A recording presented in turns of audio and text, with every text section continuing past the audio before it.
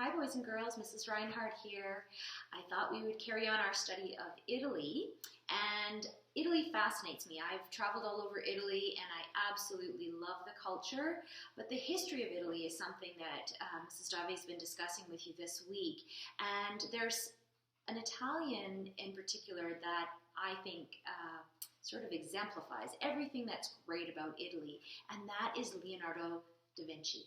He was a pretty incredible guy, and he lived a long time ago. He was over 500 years ago is when he was around, and in that time that he was alive, he created some of the world's greatest art, and he also invented some of the most important things that we, to this day, rely on.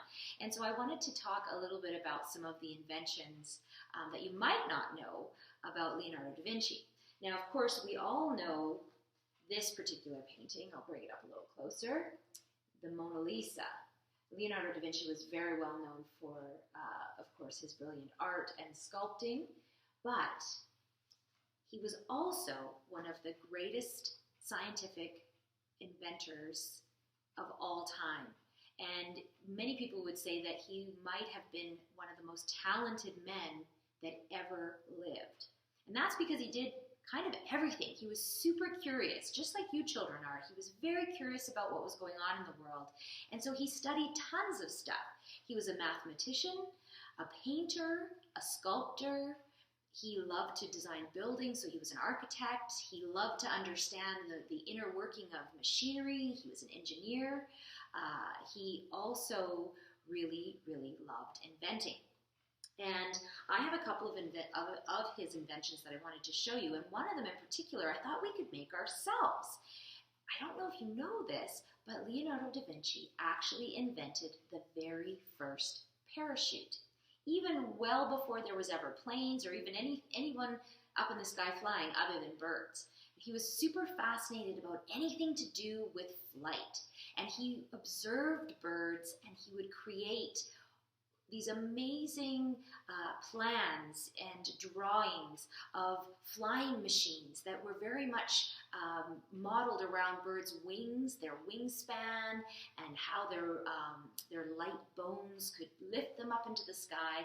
And so he was really, really interested in how he could make humans elevate and how he could keep them up in the sky. And so one of the first things that he invented when it came to flight, or pre-flight, before airplanes, was a parachute. And I've made a very simple design of Leonardo's original plan for a parachute. Now, as you can see, it's not what we would normally think of as a parachute. I've got one side that's open because I thought I'd finish it off with you. His parachute was in the shape of a pyramid. He used very light wood in his design, and he sketched some very simple designs that basically just outlined the outer structure of the pyramid, the base of the pyramid, which is a square, very much like we've been building with our our toothpicks and our marshmallows. And then, of course, the sides of his pyramid, or of his parachute, were 4 equal triangles, which would create a pyramid.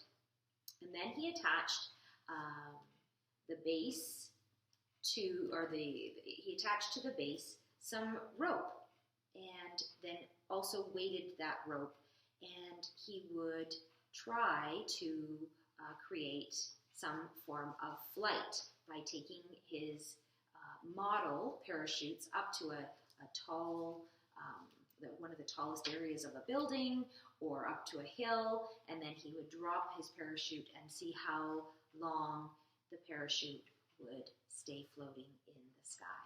So would you like to build one? I think it would be really fun.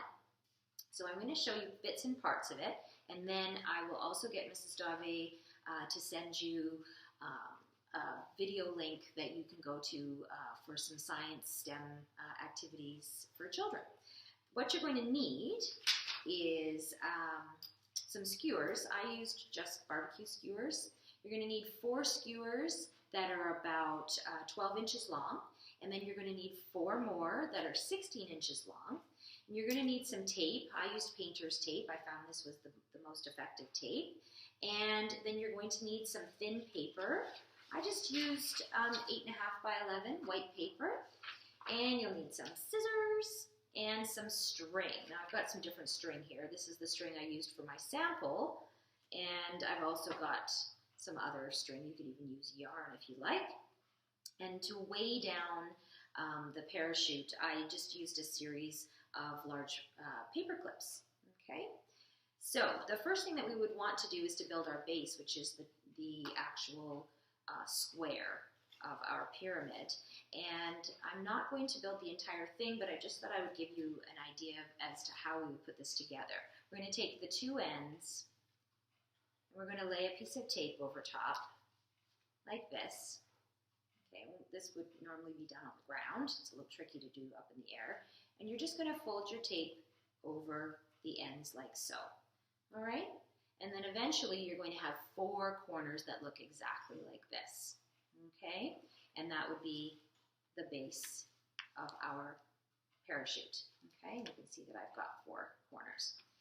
And then to build it, to make it 3-dimensional, we would take our longer skewers, so the 16-inch skewers, and you're going to do the same thing, but you're going to create a triangle shape. Okay? So I'm just going to take 2 skewers, some more of my painter's tape, and fold the tape over top. Okay. All right. And you're going to need 2 sets of these so that you'll have 1 set of skewers that will make this side, the other set will make this side, and then their 2 partners will be built in the front and the back. Okay? And in order to get the string hanging underneath your parachute, we're going to need to take some, I'm going to take this one apart just so I can show you. We're going to need to take some string, cut it about 18 inches in length, okay? And then at the bottom of your string, you're going to make a loop, and you're going to take a piece of tape and wrap it around the loop to keep the loop tight. So you have this little loop, and that little loop is going to be used to slide into your base, okay? Into one of the skewers, and then you tape it down, okay? Now, it's a lot easier to do this while you're in the taping mode, but Mrs. Reinhardt needed to sort of take it apart for you so you can see all the pieces. So while you're in the taping mode, that's when you're going to slide your piece of string and have it hang down. I've also tied all of the string together at the bottom because we don't want the string to be loose. It all needs to actually collect at the very bottom so we can hang our weights on there. Okay? So that's going to happen 4 times. You're going to make a loop, tape it over, and then slide it onto your skewer, and then tape the skewer together, okay? Once you've made your base, then you can start building up, okay? And you'll do the same thing. You'll just add another piece of tape to the bottom of your side or your triangle, and you'll carry on from there. Now, when you get to the last triangle, the other side, save it, because we're going to use that as our tracer to make our 4-sided parachute, triangular shaped. So I'm going to take my triangle, lay it down on a piece of 8.5 by 11 white paper, and just grab my marker or any pencil and just do a rough tracing of your triangle. Whoops, Mrs. Reinhardt's got to get her finger out of the way. All right, and then use your scissors. Now I kind of used a shortcut. My first triangle, I took 3 more pieces of paper and stacked them up so that they're all like this, and then I just cut through the top, following my triangle, across the bottom,